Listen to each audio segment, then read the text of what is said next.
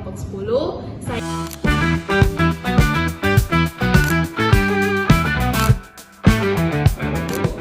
Hari ini kita akan membahas topik yang cukup penting namun serius, yaitu sejarah korupsi di Indonesia. A few moments later. Korupsi ini bukan hal yang baru di Indonesia, bahkan sudah ada pada sejak zaman dahulu.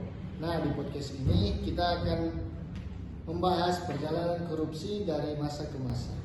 Kita mulai dari masa sebelum kemerdekaan dulu.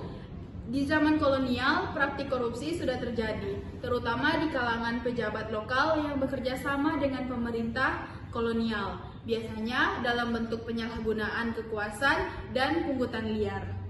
Ya, benar sekali. Dan setelah Indonesia merdeka, korupsi ternyata tidak langsung hilang. Pada masa awal kemerdekaan, kondisi ekonomi yang belum stabil membuat pengawasan terhadap pejabat juga masih lemah. Akibatnya, praktik korupsi mulai berkembang.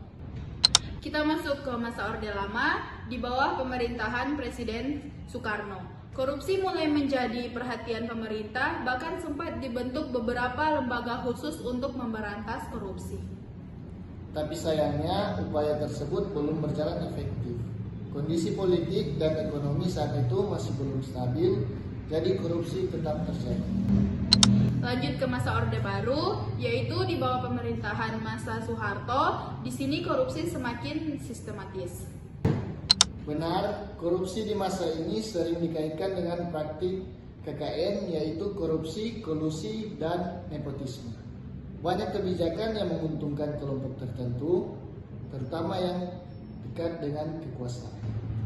Kemudian setelah reformasi tahun 1998, Indonesia melakukan banyak perubahan termasuk dalam upaya pemberantasan korupsi.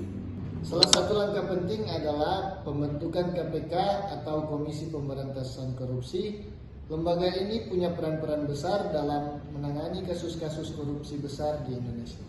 Walaupun begitu, korupsi masih menjadi masalah sampai sekarang. Banyak faktor yang mempengaruhi, seperti lemahnya integritas, sistem yang belum sempurna, dan kurangnya pengawasan.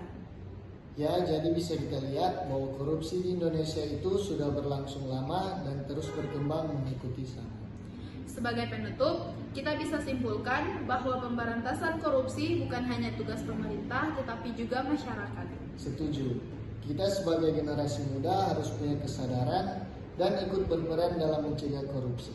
Mulai dari hal kecil seperti jujur dan bertanggung jawab. Oke, itu saja dari pembahasan kelompok kami. Terima Terima kasih kasih sudah menonton. Sampai Bye-bye. jumpa.